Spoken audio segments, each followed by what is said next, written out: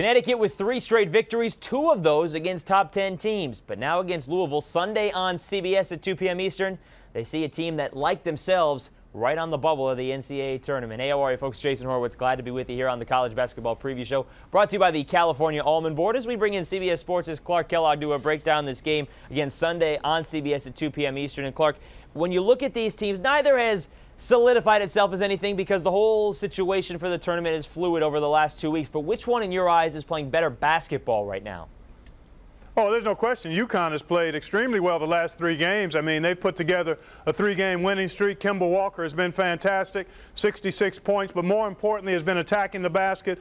And interesting to note, UConn is a team that thrives in transition, and when they run the ball, they play their best. They've actually outscored teams from the foul line in the 3-game winning streak, plus 43 points on plus 45 attempts. That's a winning formula when you can have that kind of advantage in the free throw game. Clark, you hit on Kemba Walker, and certainly that has been a huge part in this 3-game winning streak. But against the style of defense, the attacking style of defense that Rick Pitino will throw at you, what does Kemba Walker have to do in this ballgame?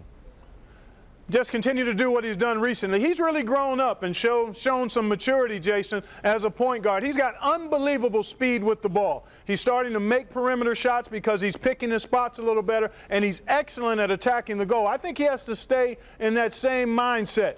Take what the defense gives, but really be conscious of keeping constant pressure by attacking under control off the dribble. I think that's where he's grown, and he's also making perimeter shots, and that helps him have a chance to get to that paint and draw fouls. But I've been very impressed the last couple of games with the way he's managed himself and his team from the point guard position. 7 of 15 from beyond the arc the last 3 games. 33 free throw attempts in the win over West Virginia and Villanova, respectively. So that hits on your point right there. If he's the catalyst for Connecticut, who's the catalyst for Louisville?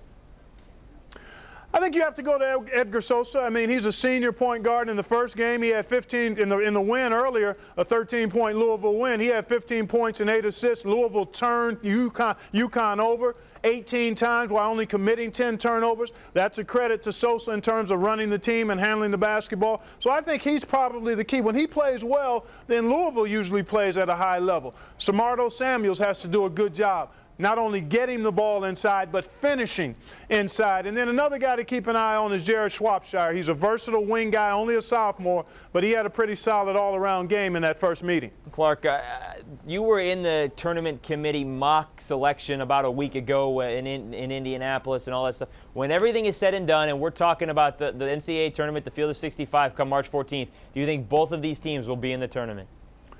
I don't think both will be able to get there. It could happen. UConn obviously has an inside track based on how they've played right now, but we know, Jason, as you and I have talked, we know past results are not indicative of future performance. So they've got to continue to play at this level. If they do, I think UConn has a chance to get in. Louisville has to turn around the way they're playing if they're going to be part of the Field of 65. Absolutely. They can't blow a second-half lead like they did against Georgetown at home. They'll have some opportunities after the Connecticut game. They still have 2 other big games before the Big East Tournament, but we'll see what happens in this one. Clark Kellogg, thank you very much, sir. We'll see you on CBS Sunday from West Lafayette.